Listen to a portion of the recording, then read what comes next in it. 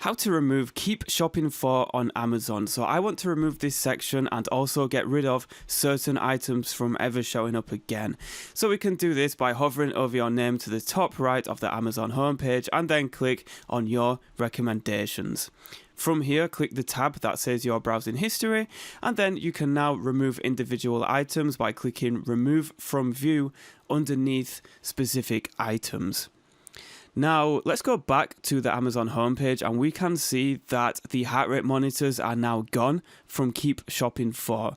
Now, if you want to get rid of everything and you no longer want the widget to show, then click on manage history towards the top right of the website page, and then you can click on remove all items from view, and this will clear your entire browsing history.